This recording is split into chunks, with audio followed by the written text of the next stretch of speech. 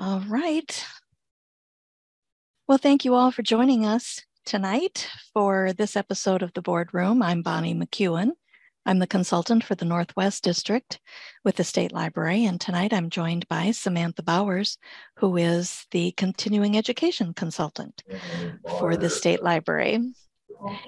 And we are so glad to have you here and to have seen inside Iowa Learns when last I looked, 85 people have registered. So if you can see by your screen, we've the faces are filling up inside the Zoom room. And as Ham said, if there are some of you there who are doing a watch party with several of your board members gathered together at the library, let us know that in chat. We love to have those numbers too.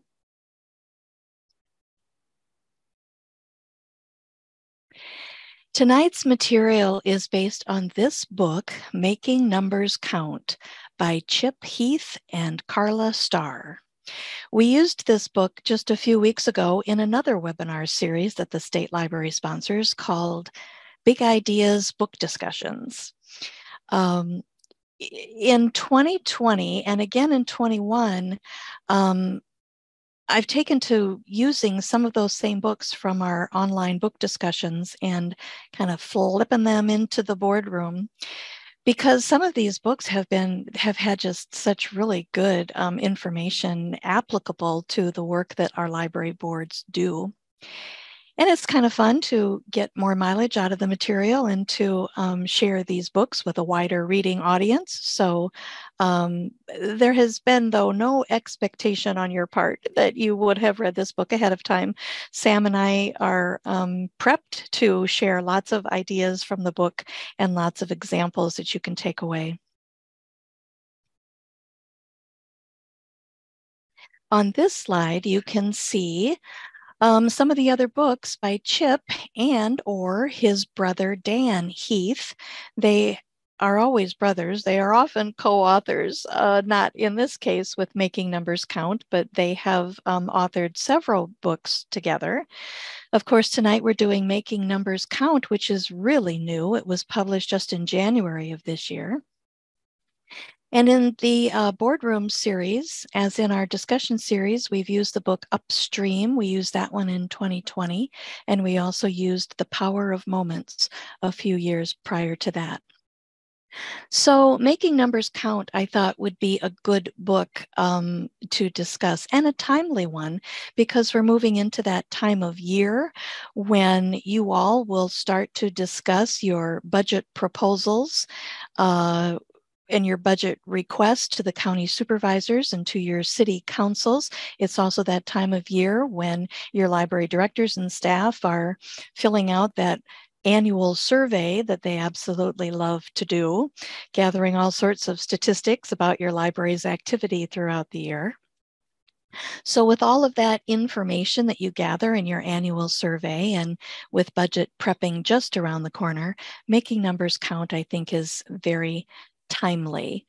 The book really suggests to us that what we need to do is to take all of these numbers that we amass in our businesses and flip those into vivid comparisons for the audiences that we're sharing these numbers with, to just make some more meaningful, more memorable comparisons between numbers and relatable real life. One way to do that is by using infographics, and we have some examples of that coming up, but we have lots of other examples too that Sam has developed, some ideas that I've developed, and I'm especially tickled to share with you a flyer from Judy at Sully Public Library that she has shared with us for tonight's purposes. So that's where we're headed with Making Numbers Count.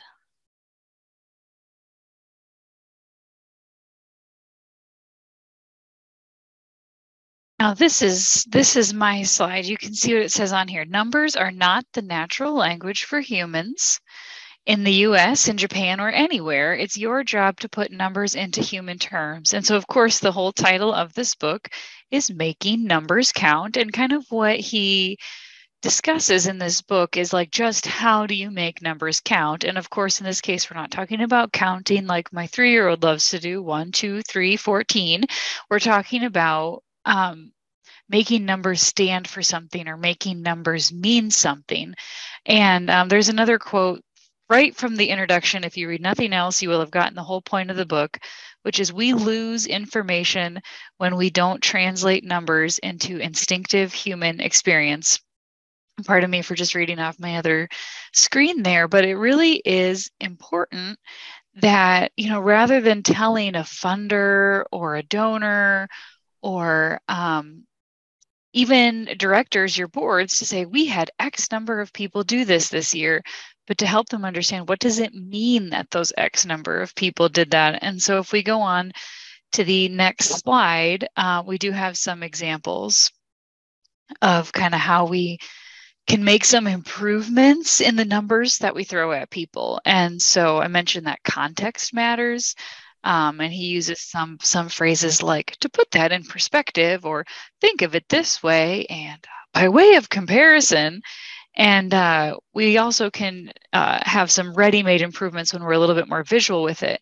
But one example from the book that I loved that really helped you sort of contextualize it, you guys remember, I didn't look up when it was, sometime last year, I think, there was a 1,300-foot long ship stuck in the Suez Canal, 1,300 feet long. And I would challenge anyone to raise their hand if they have a sense of what that means, right? But we could say, to put that in perspective, it's like having the Empire State Building stuck in the Suez Canal. And so instantly that number counts a little bit more, that's a really big ship when we have the Empire State Building turned on its side and stuck in the Suez Canal. So that's kind of the example of what we're looking at here. And this next slide is just his kind of key takeaways or main points. So to summarize the main points, which you'd find if you read the book, which I do encourage you to do, and I think by the time we're done here tonight, you will want to. The first one says use numbers rounded up and down, not fractions. And one of my favorite tips from the book, he says, is round with enthusiasm. And so one way that I applied this as I was looking at some state library stats is that Iowa Public Libraries circulated 10 million print books last year. Now, was it 10 million books? Not on the dot, but if I told you it was 10,100,013 books, like that number looks really impressive, but it's not going to stick in your head. If I told you that a total 10 million print books went out the doors of Iowa Public Libraries last year into the hands of Iowans, that's something you're going to remember. And so that round with enthusiasm. His next sort of statement is like, well, maybe rather than saying that number out loud, maybe don't use numbers at all. And this example I have for this one is not from Libraryland, but it sticks in my head every time I take my trash out. I tried to find the original PSA for you guys. I could not. Made me feel like a failure as a librarian, but I saw a public service announcement once from a city waste management department that showed a video of someone taking out their trash bin to the curb.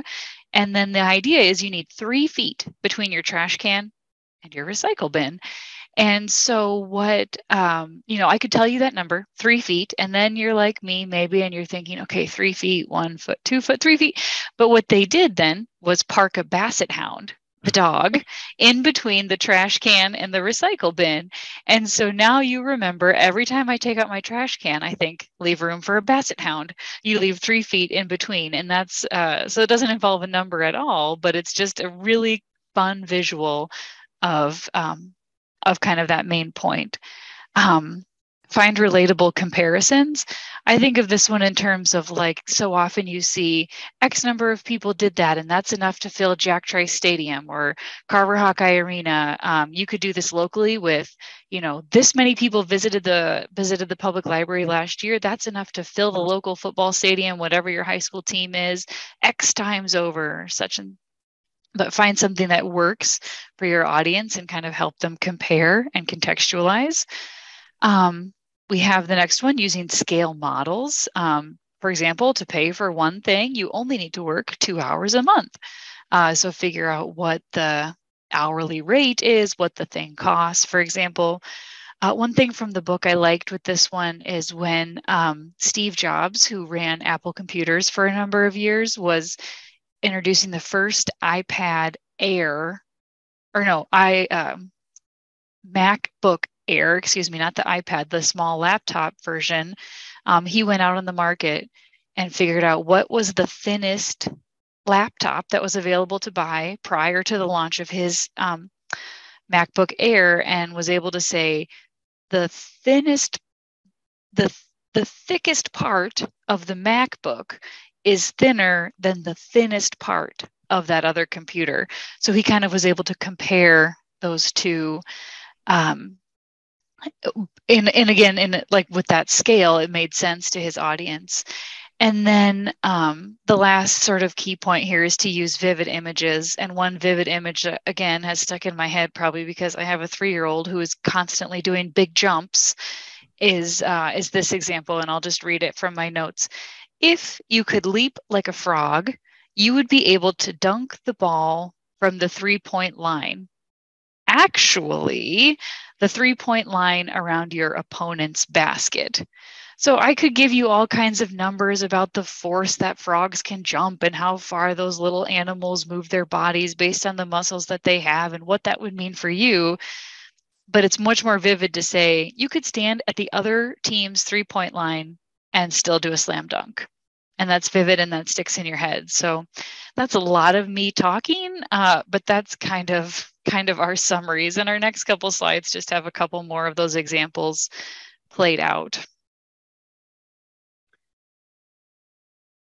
And if you have read, I encourage you to either head into the chat, or we can come off mute here in a little bit and you can share some of your examples too. But our first sort of favorite example is I think, Sam, I think there are some folks who were at our Big Ideas discussion. Yes. I think so. They may very well have some favorites of their own. And I wanted to say that this is just totally coincidental, but I don't know if any of you watched the Weakest Link game show on TV. Just coincidentally, last night, there was a question about the ship stuck in the Suez Canal. Oh, yep. That's funny. The contestant got it wrong. She guessed it was the Panama Canal. The question was, what canal was the ship stuck in? Well, that's like kind of the easy part of that question right there, isn't it? Exactly. Well, here's some of our favorites. So this, I think, is an example of that vividness principle here. And the example is this, that if the whole of the world's water supply was represented by a gallon jug of water, you'd have 3 ice cubes sitting on the counter next to it, slowly dripping, melting away, and those ice cubes represent the drinkable water on Earth. So this is not a political statement at all, but I think that every time I've talked to Bonnie since we read this book, she has brought up the example of that water. And so clearly a very vivid example for her. And when you are able to use images like this too and say, here's a big jug of water, here's a pile of ice cubes, this is all the water that you can drink, even though all this other water exists, you really have kind of locked in that image into your listeners' or readers' brains. And what I thought of too, Sam, in this particular vivid image was, how could you on the library board translate this into a budget scenario? Could that gallon jug of water be the entire city budget for all city services, and the ice cubes are the appropriation that comes to the public library? That could be interesting if that's true for you. I think what made this book really enjoyable was to think about how can we translate these images and these stories that Chip Heath has offered in the book to how we can flip that into a library story. And Sam got really super good at this, you guys, which you will see in just a moment. She has some great specific library examples. I did get really excited about this. That is true. So the next example, I think, is maybe one more of, just going back to my notes, maybe one that's more comparison, or maybe like not using the numbers example, but this from one of the author's students who had the sort of homework assignment to come up with a marketing plan for LED light bulbs.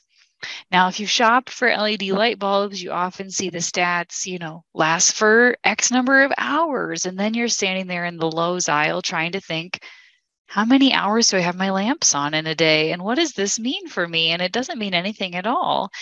But what his student came up with, which I think was amazingly clever for for his homework project for the marketing class, was if you put this light bulb in the day your son starts kindergarten, when you change it when you next have to change it, he'll be starting driver's ed. So that example involves no numbers, but it tells you that you're not going to have to change that light bulb for 7 or 8 years. And you don't even have to sit there and think like, well, 7 years isn't that long. But when you think about the difference between a kindergartner and someone doing driver's ed, I mean, it really is quite an effective marketing idea, and one that's going to stick with your audience. This one I haven't figured out how to translate to libraries. Did you pull that one out of your consultant hat, Bonnie? I have not yet. I mean, you could make the case for LED light bulbs in your library with this one for sure. Maybe that's how to do it. Maybe that's how to do it. Or maybe some of our big ideas readers have thought this one through for a library specific example.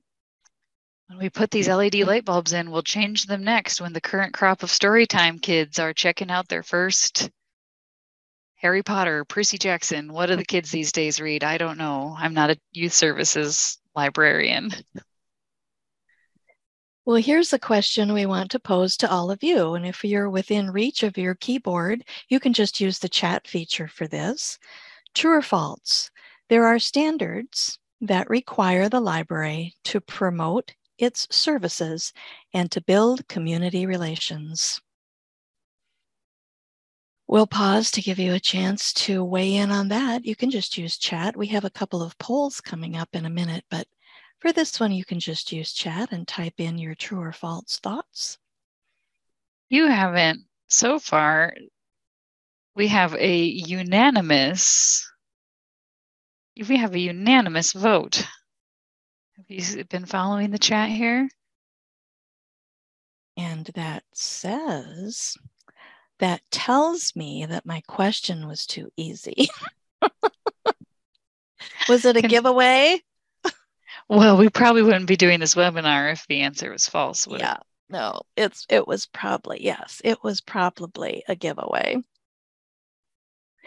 So the answer, of course, is true. There is a chapter within our standards book, which you see here on the slide, In Service to Iowa Public Library Standards.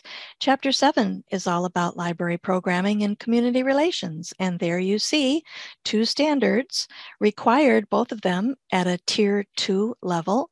Standard 69 says that the library promotes its collection with a variety of approaches to publicity. And Standard 7, at a Tier 2 level, the library develops community relations by regularly communicating with elected officials, leaders, and civic organizations. So with that in mind, we have a couple of polls to have you answer if you would.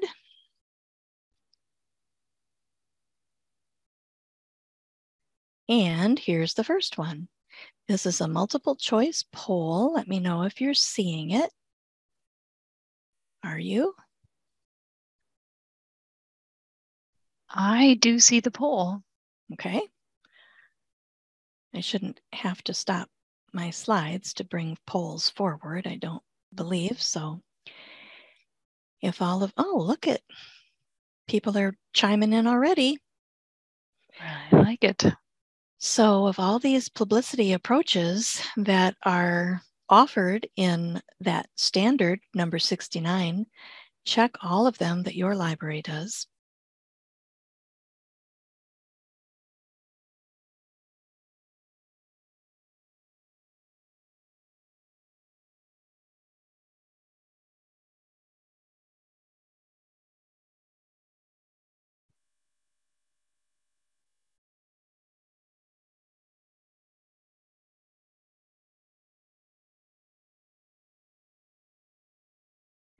They're all getting really high percentages here.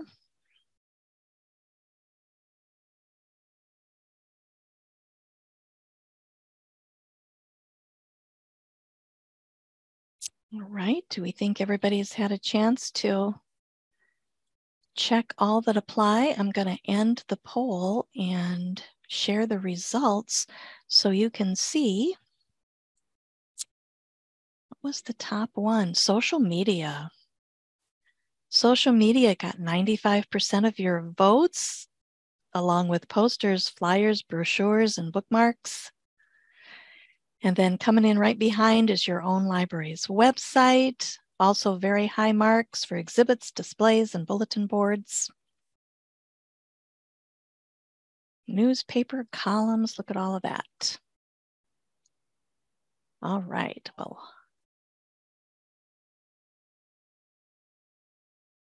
Let me stay right where you are, poised at your keyboards, because I have another poll to bring forward.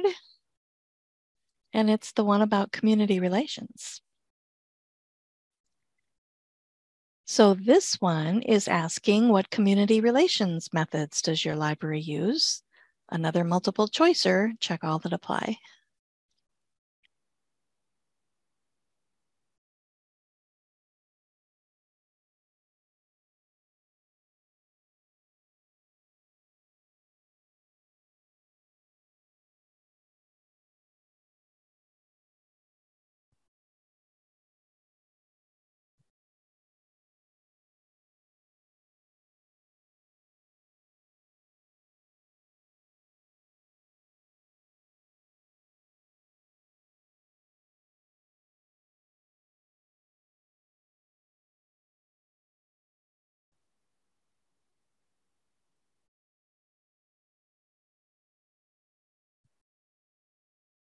We need some Jeopardy style music or something, Sam, behind us.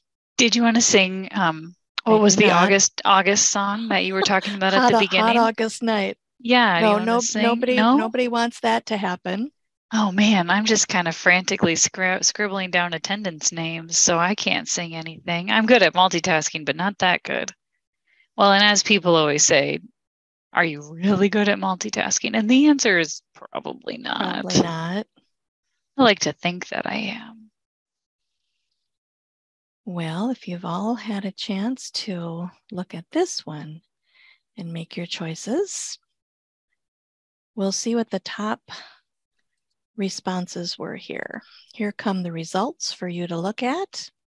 And it looks like all of you board members out there and directors and staff also who are joining us are participating in community groups and organizations. And look at that. Oh, that does my heart good, that very first one. Attend city council meetings other than at budget time. I think that's really important for community relations. I hate to think that the only time library reps would show up is at budget time. It's important to be there throughout the year for updates and for information. And what else we got going on there? Regularly assess community needs, include local leaders in planning, all very good. And making presentations to community groups, that got high marks at 67%. So I hope then that some of the takeaways from tonight will lead you to thinking about those presentations and maybe flipping some of the numbers that you share with your councils, with your business community, with your county boards, that maybe it will cause you to think about how you've done it in the past and how you might flip those numbers to be a bit more memorable for your audiences. Very good. Well, I'll just kind of flip over these slides because these slides are in the deck so that you can circle back to these and as a reminder of some of the suggestions that are offered about those two standards, Standard 69 and Standard 70.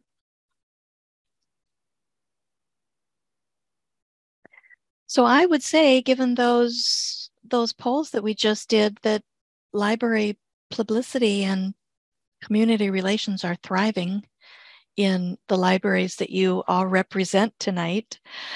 So next, Sam has developed some very specific making numbers count for libraries. A little something we call making library numbers count. And she really got into this in kind of a not disturbing, actually, is what I wouldn't call it. Enthusiastic. Intense. I would call it intense.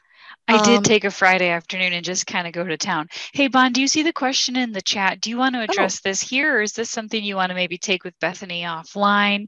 An example of a presentation to a community group. What might be some numbers that a community group would care about when we're talking about them in this context? Well, I don't know about how the numbers would figure in. We'd have to think about how to flip the usage numbers, but I think a wonderful program to share with community groups is your online collections, your digital collections like Bridges and BrainFuse and all of those other digital products that your library subscribes to, that I think take such repeated promotion because they're not as visible, certainly, as are the displays and exhibits and bulletin boards that you all reference that you do to promote your library's physical collection.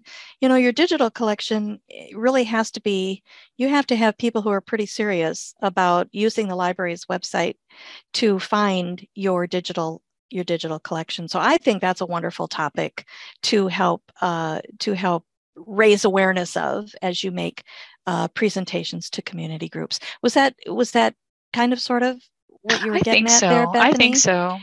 Or I guess I can't speak for Bethany. It answered the question in my head. I also think when you talk to these community groups, you're kind of also in like scout for partners kind of mode.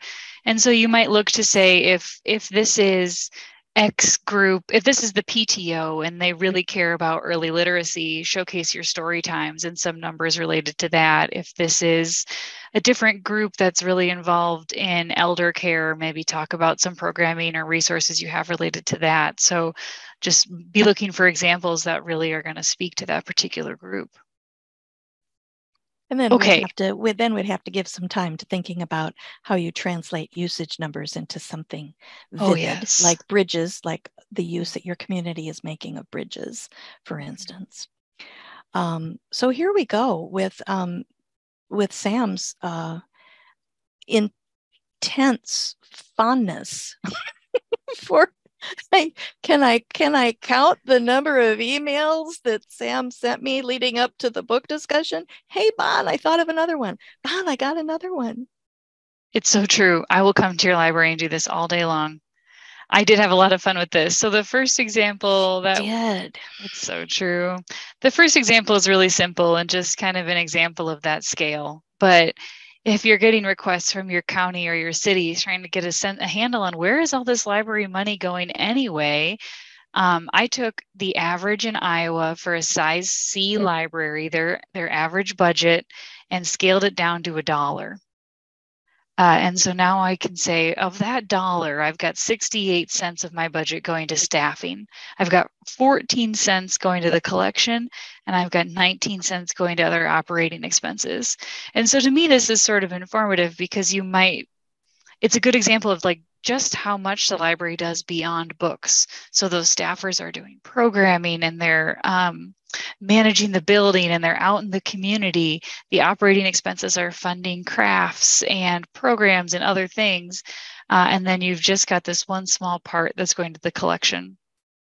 This is again an example from the book where you could have done this at $100 or $1,000, but you really want to choose a scale that makes sense. Sorry. Nope, that's fine. And then the next example, the average size C library spends $70. The average size C town spends $70 per capita annually on library service, and you can pull all of this into the out of the public library statistics document that I think we have a link to at some point in this deck. Is that right, Bon? Or we can put that in chat maybe. I don't remember. On the State Library website, at any rate, you'll find all of these stats, and nothing that I did is private numbers at all. But you can easily do the math then to say, if we spent $5 more per person, and we've got 1,200 people in town, with that extra money, we can hire an extra part-time person. We can keep the library open 4 more hours a week. We can do this kind of program or buy that kind of computer station for the kids' room or whatever it is. But really just helps people to see contextually what that might look like for a community. The next example is one of my favorites and an example of just how much fun Googling you get to do when you do a project like this. So here's, this is kind of the awe factor. There were 6 million visits to Iowa libraries in fiscal year 21. This is double the attendance at all the county fairs and the state fair combined. So to research this one, I got to figure out just how many people went to county fairs. And the same time, how many people are at the state fair. We can put in all the COVID asterisks, but I'm just really proud of this number for Iowa libraries. I think that's absolutely fabulous. And then the last one, which I think is an example of kind of rounding with enthusiasm as well as the awe factor. Iowa Public Libraries put on 40,000 programs in FY21. There are 600 movie theater screens in Iowa, which means each of them would have to show about 70 movies every day. So the little Sibley Public or the Sibley Max Theaters in Sibley, Iowa has 2 screens, which means there's 140 movies playing in Sibley, Iowa, in order to match the pace of all this programming that's happening in the libraries around the state. So just something to be extraordinarily proud of. And I love these programming stats because we don't always see numbers like that. It's pretty easy to pull circ stats from our integrated library systems. It's pretty easy to pull things like door counts. But to actually see something like that quantified, I thought was really fun, and it made me particularly proud to be a member of the Iowa library community. That's one of my favorite of your examples, Sam. Good. I love that one. Well, we have, I think, one more example maybe before we ask you all to talk about this in your own groups and in breakout rooms. That's what's coming ahead. But for now, I wanted to share this quote from the book. Translation is even more than a quality control super tool. It also helps build strong relationships. So when I read this quote from the book, it really hit me with the idea that translating numbers helps with relationships. I guess I would not have thought of that in this context, but with stronger relationships comes better communication. With better communication comes a higher level of trust. And so then my thoughts took me toward county meetings, the good, the bad, and the ugly of county meetings. So that's my example I have coming up. And if you see yourself in this example, you're not alone, because in my experience, this happens really quite often as county library associations come together in the fall of the year to prep their budget requests to the county supervisors. This is often what you see here on the left that I've labeled the trap. This is often what happens in those discussions. Now, in the book, the authors quite often use this technique of presenting a chart to make these comparisons, with one way to say it on the left-hand side of the page and a better way to say it on the right-hand side of the page. So that's what I tried to do here. And the trap is this, that if you find yourself in these kinds of discussions where someone proposes, well, last year we asked for 3% from the county and we got it. Now, given current inflation, I move that this year we ask for 5%. Any discussion, which there is not much of, because it's that's not a lot. That's not a lot of info or intel to base a discussion around. All in favor? And in my example, this motion fails. This is not maybe the most ingenious of ways to improve upon this budget proposal to the supervisors, but it's, I think, a better way to frame the discussion. And that is, in this case, you can see that the person making the motion says our current appropriation from the county is $135,000. So let's make our budget request this year to the supervisors $2,000 more per library. And with that amount of money, $2,000 per library, then the libraries will have the latitude of deciding if they want to buy an AW literacy station, or maybe they want to try and buy a 3D printer. Now, you can substitute into that discussion anything that you think would be of common interest amongst the libraries in your county. So substitute any other item that you might want to buy.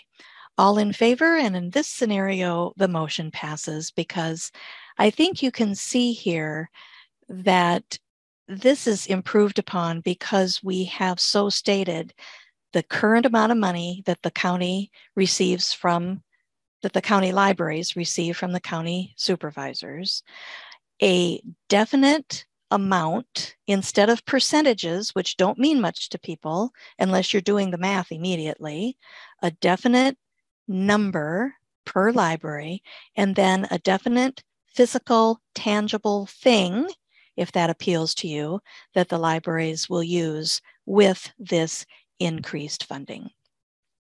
So if you like this idea, I think you see that it is, I think you can tell that it is improved upon. And I will tell you that $135,000 is the statewide average appropriation from counties in Iowa. Yours may be over that, yours may be a bit under that, but that is the statewide average. And as Sam referenced, all of these numbers that we're using, they've all been compiled on the State Library's website. And Sam, I don't know, actually, you asked that a good question. Did I include that link in the slides? Glory be. I wished I would have, but I don't know that I did. We will, we can definitely add it before we hit send on the deck after we're done here. Now, here is a real life example. Mine was fictitious, but based on my experience of attending hundreds of county meetings over my lifetime and seeing the discussions play out like what I just described. This is a real life example, and I'm tickled to have this from the Ida County Library Association. This was a proposal that the Ida County Libraries made to the supervisors. Now, this was done in 2016. I just happened upon their slides that they shared with me back then, and I forgot I had them. So when I stumbled upon them, I was really pleased, because it's a great example of what the book suggests. The left and the right, the comparison between what city residents pay for library service in a per capita and what county residents pay. And you can see quite a significant difference there of $23. What we didn't do here, Sam, or what the Ida County Libraries didn't do, is round up. So remember that this was before the authors probably even had a glimmer that they were going to write the book, making numbers count. The Ida County Library group was really getting into this concept. So the improvement could be rounding up, but I like what they've done here to make that comparison between city and county funding. And then here you can see another slide in their deck was to compare what Ida County received in 2016 versus what the statewide average was. So the statewide average has done pretty well. I earlier showed you that the statewide average for county appropriations to libraries was $136,000 in 2016. The statewide average was $111,000. So we're seeing nice increases there. So I think this becomes a really significant way to tell this story to the funders at the county level, to show this equity or this gap in equity between what city residents pay for library service versus what county residents pay for library service.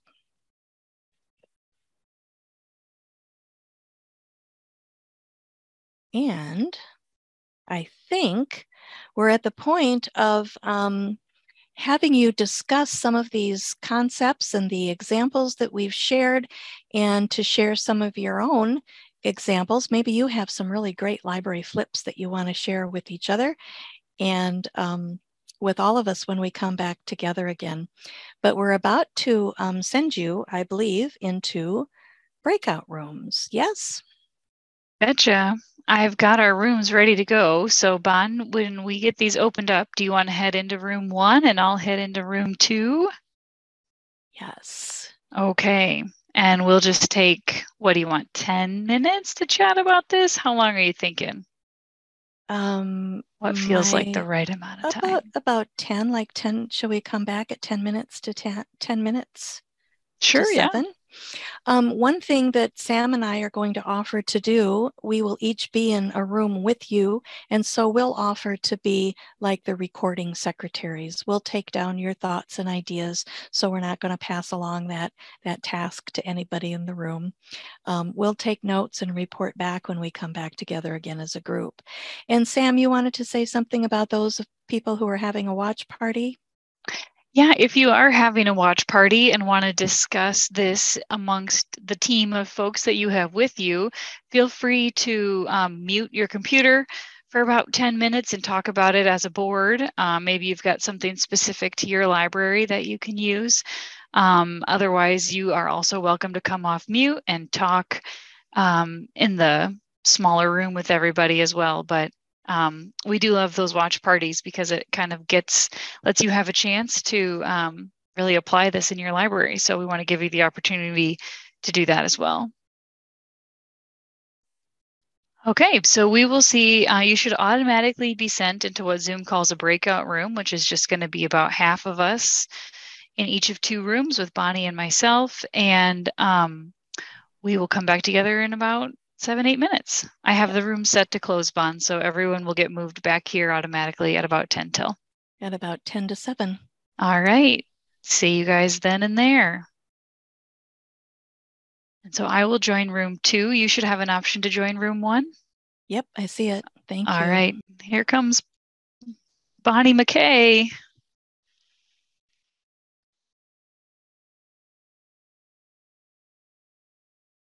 You're going to have to come off mute. I think we all get muted when we get back in here. That's true. There you are. All right. Well, yeah.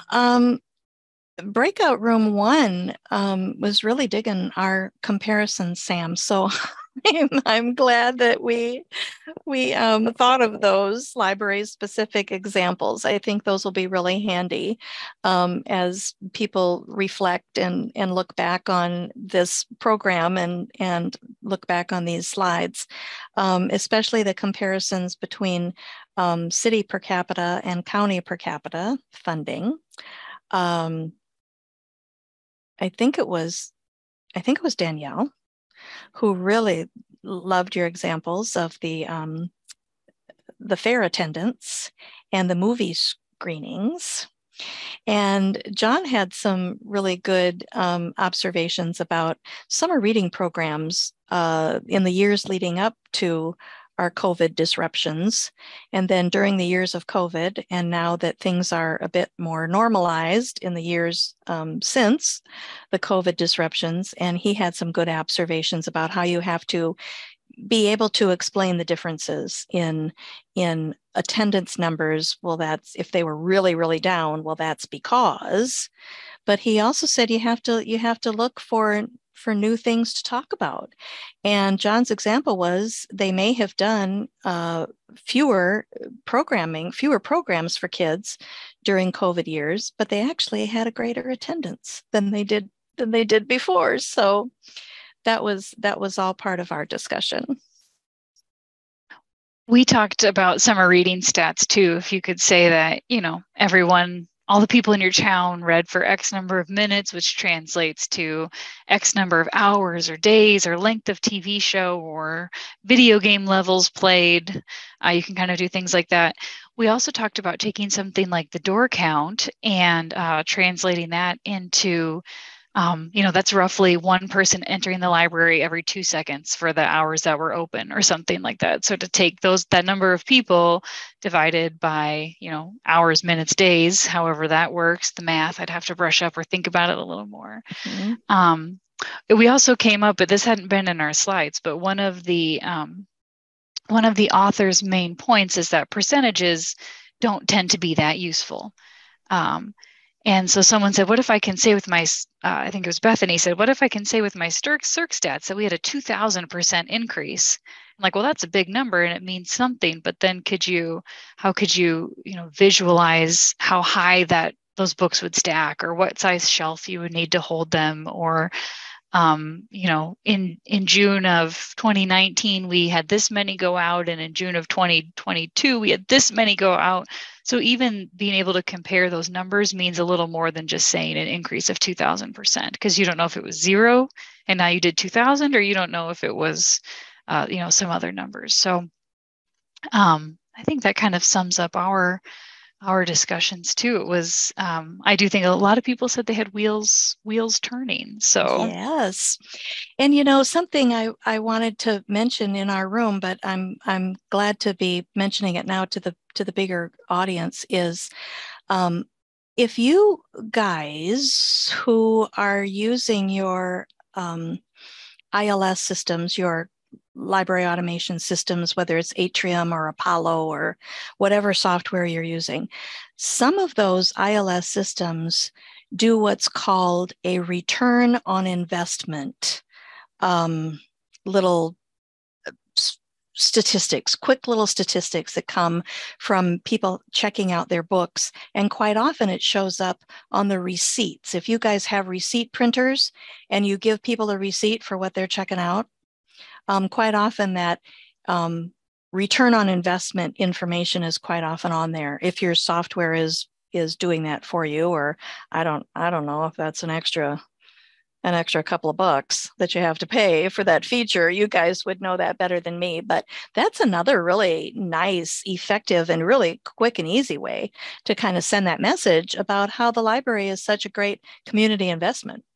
For this number of books that you checked out, had you bought these books, you would have had to have spent $52. But you checked them out from our library. I'm not going to say free, because you know how I feel about that. Those of you who have heard me rant about this, nothing's free.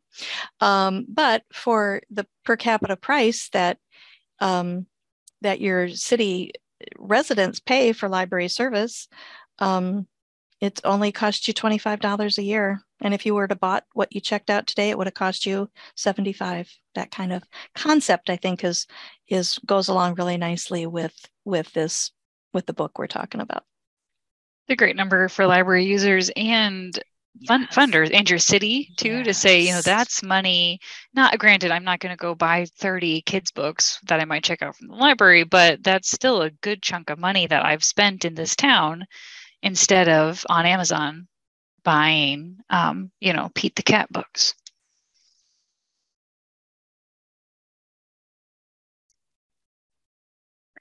All right. Does this look like about the point where we need to be?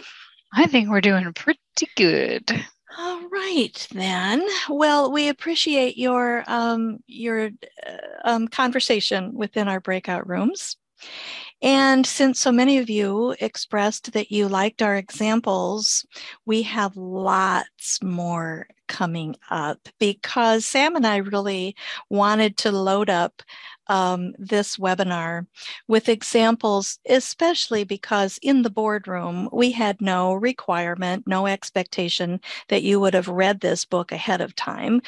That certainly is an expectation for those who come to our online Big Ideas book discussions. That really is something we expect, but not for tonight. So we wanted to be sure that we had lots of examples for you, lots of takeaways from the book, and hopefully it will inspire you to read the book on your own. So get ready, because here are, with our remaining time, we have lots more examples to share. And this one, I am so tickled to be able to say thank you to Judy Zegers. I hope I'm pronouncing your name right, from Sully Public Library. Judy was clearly one of our graduates from the Big Ideas book discussion we did just weeks ago. And like Sam, Judy really took this to heart, because look at what Judy created, having read the book and discussed it with us a few weeks ago. This was a flyer that Judy put together about their summer reading numbers. For both their kids' attendance and their adult attendance. So Judy has said in one spot, she says, with the number of children that participated and the number of reading minutes, it translated to 500 hours of quiet time. You're welcome, from Sully Public Library. And I love the adult statistic. The 700 books checked out by the adults who participated in the summer program, if stacked end to end, would be 3.5 times the height of the Sully Water Tower. So there you go. There is a perfect, relatable hometown reference. So thank you, Judy. I was tickled to get your example.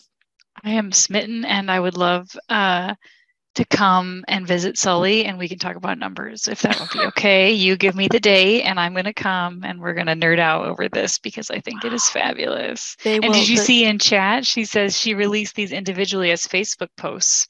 What a great way to get some extra cool mileage from these numbers. Oh, very cool.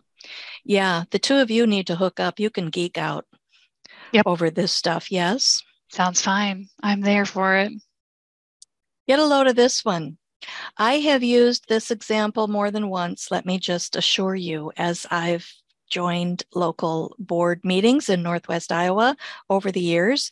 And I've talked quite often about the boards and the friends groups and how those two groups have to be oh so compatible, right? Quite often I'll get the question about how do you determine what to charge for an annual membership into the Friends group. Now, some Friends groups don't have annual memberships. I'm a big proponent of doing that, because I just think it's a great way to swell the Friends group treasury and to promote the group at the same time and raise awareness of it. So when those questions come, and when I have these kinds of meetings with Northwest Library boards and their Friends group, I love to talk about this. You can determine how to arrive at an annual membership into your Friends group by asking the question, is it on par? And by that I mean, is it on par with what it would cost someone to play 18 holes of golf at the Otter Valley Golf Course in Boyden, Iowa?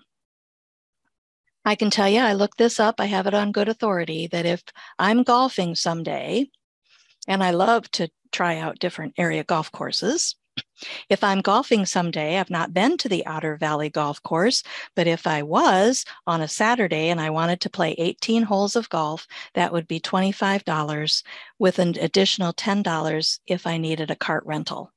$35 for 18 holes of golf on a Saturday, it seems to me, is not out of line to make that amount of money an annual membership into a library friends group. Likey?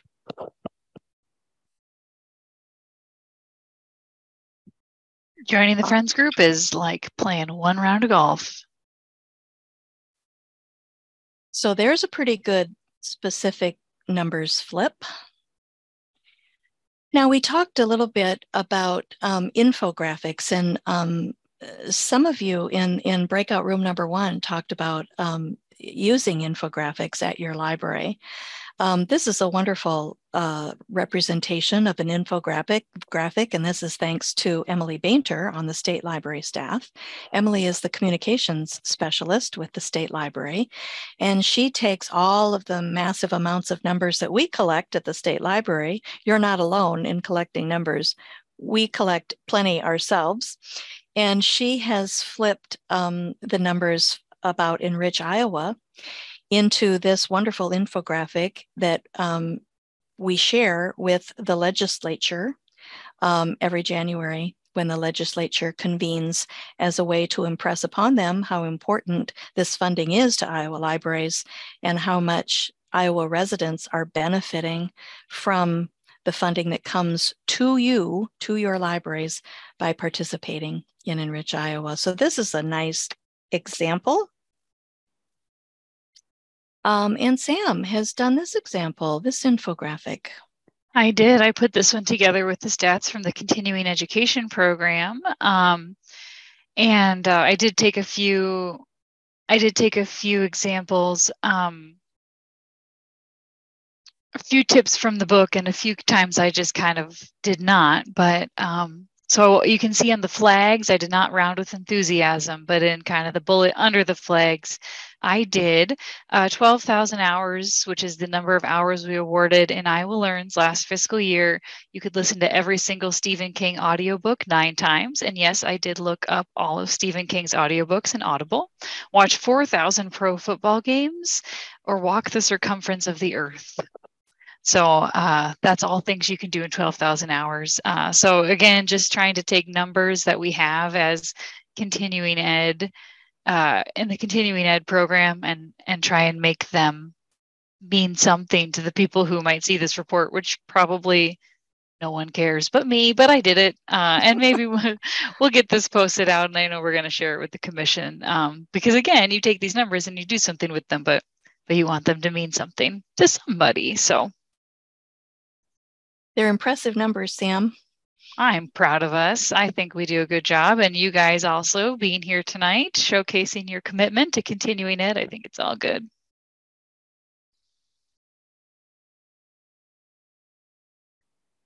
All right. Well, don't forget, those of you who know that your library is a part of the WHOFI program. WHOFI is a service that the state library pays for in its entirety. WHOFI to Iowa Public Libraries means that you're receiving wireless statistics on your patrons or visitors' use of the wireless service at your library. And more recently on the scene are some programming statistics. That's been a really wonderful new component of WHOFI. WHOFI has a new feature called the Community Calendar, where our library directors and staff can input their programming numbers before the fact, and after the fact, the attendance number, or the programming before the fact, attendance numbers after the fact, and it all kind of dovetails into what's required on the annual survey. So if your directors and staff have talked to you about WHOFI, and Bethany, hey, what? It just dawned on me, ding, ding. Wouldn't this make for a pretty great presentation? To your board, for sure, if your board isn't as familiar with this service as they might be, but maybe as a community presentation as well. This could be a pretty cool thing to talk about. WHOFI is a wonderful company to work with. And for those of you who are enjoying WHOFI and their great customer service without doing much at all besides finding the reports and printing them. There's some really nice visuals that the software provides to you and your board, and I think would be interesting to your funders and to your business community as well. WHOFI does all the work here. All you have to do is go find the reports and share them with your audiences. Now, the authors also say that good messaging can also happen by not including numbers at all. And when I first read that, I thought, how? Really? What? Wait, now. How can we do that by not including numbers at all? We can do some pretty simple messaging about how important the public library is in your community and what an important investment it is, community investment in your community, by not even talking numbers. So here's my example. We've seen this sign before, posted in public spaces and mostly construction zones that say your tax dollars at work, right? What if we used that same expression and we flipped it onto a yard sign or window clings or something that also said, in front of your public library, your tax dollars at work? You wouldn't have to add how much per capita your city is paying per resident or how much comes from the general fund to the library's operating budget. No numbers here, just a message that your library is a community investment. And, you know, if you only want to put out those yard flags once a year, what about doing it during National Library Week, huh? Or leading up to your budget pitch in the fall of the year. That would be okay too. So I have to give a shout out before I move on to that library in the right side of the screen there, upper right. That's my hometown library of Platteville, Wisconsin. And it is a beautiful thing, pretty new. And it covers a whole city block. And when that thing is lit up at night, it's all different neon colors. It's very cool. It sends a message without any numbers either. Here is a fun exercise that I look for on library websites. I look for how many times the word free appears on websites because I'm not a big fan of continuing to call this free library service because we all know it's not. But what I like about what's been done here at Sioux City Public Library on their website, as people are looking around to see how do they get a library card, look at that phrase that's circled at the bottom. Sioux City Public Library is funded through city property tax dollars. Any library listening in tonight could add that sentence to their own library website. And it's talk about messaging about a community investment. I really like this example a lot of a message without numbers. Now, if you're looking for more quotable quotes and quotable facts about public libraries in our country, this is a nice little pocket-sized digest that comes to us from the American Library Association. These are fun facts in this pamphlet, quotable facts about America's libraries. For instance, did you know that there are more public libraries in the US than there are Starbucks? Did you know that in 2016, the statistic comes from 2016, there were 113 million attendees at library programs across the country, which turns out to be more than we had fans attending baseball, football, or basketball games combined. That's crazy. Now, this is a free download from the ALA website, but you can order packs of 50 for $10. That's pretty affordable. If you ever wanted to order a couple of packs and distribute them maybe during budget season, maybe during National Library Week, this would be a cool thing to do. And I also thought, as I remembered this pamphlet from ALA, you could also take this idea and customize it to include your own library quotable facts. I just wanted to show these books as we wrap up here because we have read these in our Big Ideas discussions online, but also because they are also on this theme of translating pure numbers into more memorable images. We have used both these books before, and if you really dig this topic and you want to read more about it, these would be good books. Maybe you already have purchased them for your collection. Stories That Stick, and from one of my favorite people ever, Alan Alda, If I Understood You. Would I have this look on my face? What I think a lot of people don't know about Alan Alda is in the later years of his career, he actually established a school of communications at Stony Brook University in New York. And his goal in the Alda School of Communications, his goal was to help scientists be able to better explain their work to a layperson audience so that scientists could be more adept at removing all the jargon and the complications of their field and making it much more relatable and explainable to lay people. It's really a good book. So if you like the ideas behind making numbers count, you can get some even more stories from these two titles. So with that, we're about ready to wrap it up, I think, Sam. I think so. Does anyone, you can throw things into chat if you want. Otherwise, feel free to come off mute if you want. How are we going to apply this? And if I was, what have we learned today is kind of the question. Bon, any numbers that you're itching to? Oh, someone just sent me a correction in the chat. I'll have to tell you later. Okay. Any numbers you're itching to get out? We should do something. We should do something with all the people who come to the Boardroom webinar series. I do think that a trustee themed number would be fabulous. Do you know what I tried to do last year when the state library was evaluating the strategic plan? Was who in the audience can tell me how many CE hours a trustee is supposed to earn in a year? That's a good one. Does anyone know the answer? That's a standard number 8, which 3 is to 5. 5, yeah, 3 to 5, right, Bon? Kind of alarming that I have that I know that it's standard number 8, but I talk about it a lot.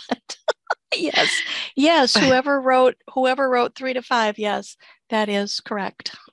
But if we were to say, okay, even if every trustee did the bare recommended minimum of 3 hours, which is one every 4 months, right? One course every 4 months, which is coming to this quarterly installment.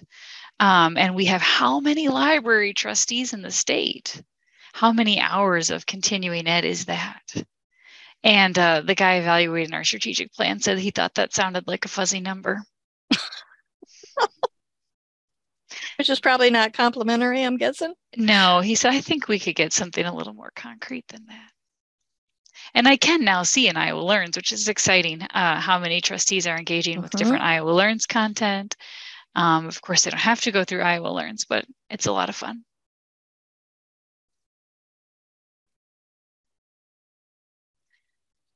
And I did see someone saying they want to recreate the summer reading graphic. So any other concepts you want to bring to board meetings? That's a good one. You mean the one that Judy did at Sully? Mm-hmm. Yeah.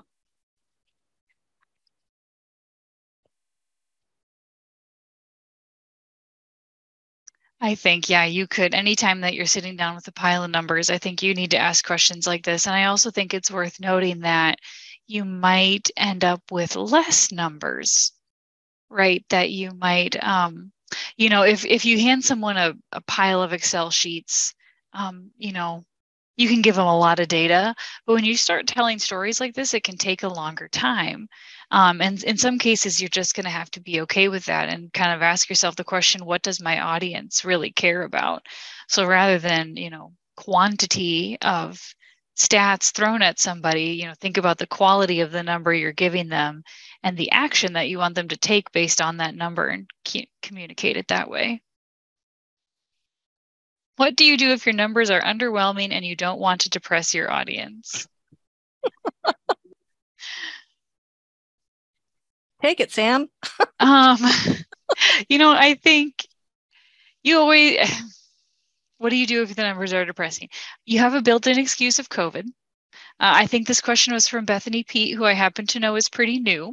So you can talk about the program building that you're doing. I always think you can also go to that stats book from the state library, and I'll find the link to that as Bonnie wraps us up, or maybe Bon wants to find the link to it. But I don't mean to sound depressing here, but you can probably find a library that's worse than you. And so, even if you're a small library in a county with a lot of big libraries, go to that stats book and look at other size A's, or whatever the case might be, but you'll have more. You can kind of look for different options. Look at a nearby county, for example, rather than the whole state, if you're looking for comparisons. But But it's all program building. I think sharing the numbers is better than not overall. Yes. And because you're gonna win more friends and have more trust among those friends when you're honest with the numbers that you have.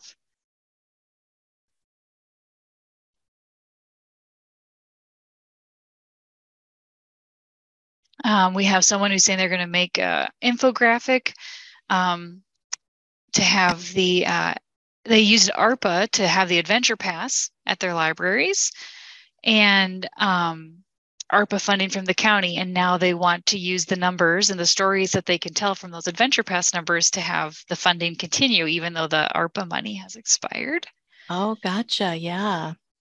I think that's this is a great confined example too. You're not trying to condense a whole year's worth of data or something. You're just saying like, here's one little program and here's something really cool about it.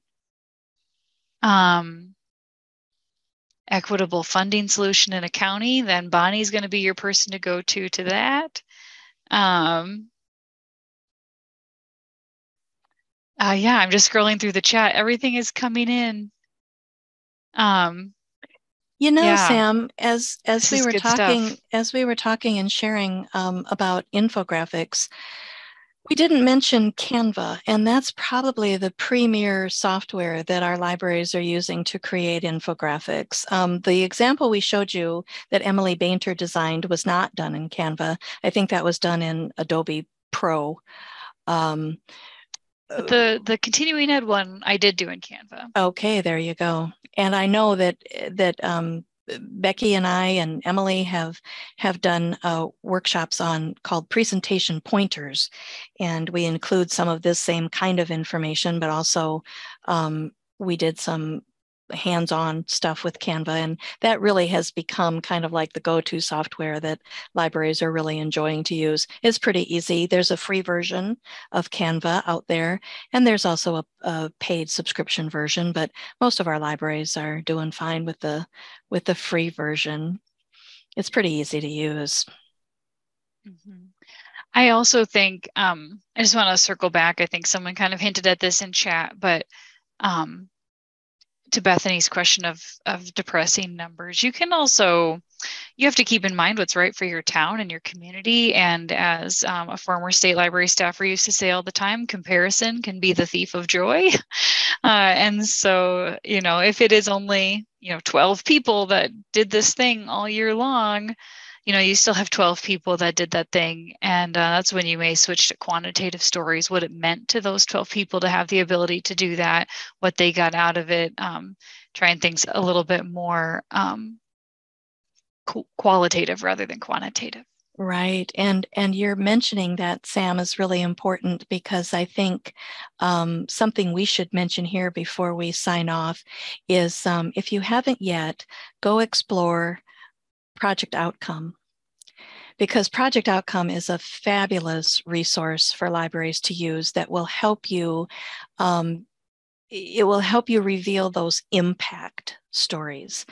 It kind of moves us away from the numbers, the pure numbers, and it moves us toward what difference did it make if the library offered 12 programs last year? What difference did it make in people's lives by your steering people toward BrainFuse, for instance? Or what difference did it make for your students who you clued in that your public library, or your teachers that your public library now has BrainFuse?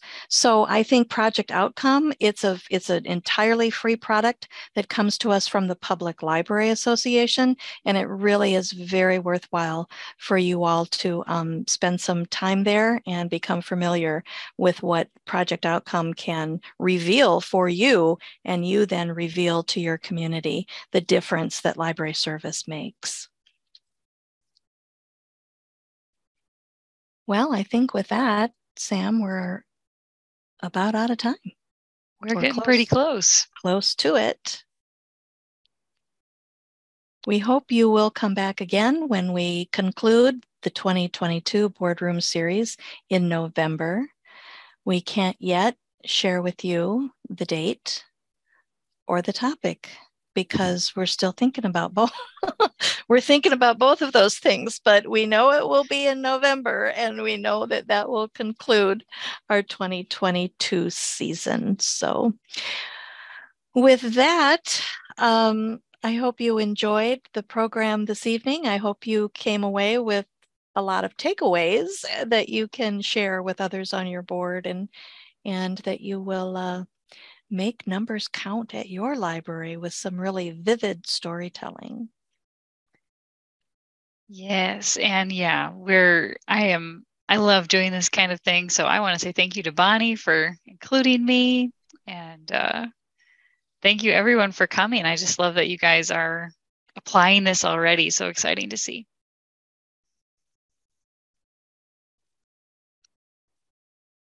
Thank you, Sam, so very much. And thanks to all of you for spending your evening this way. Thanks, guys. Hey, safe travels tomorrow, Bon. Thank you. We'll see you around. Okay. Bye-bye. Until November, everybody. Good night. Until November.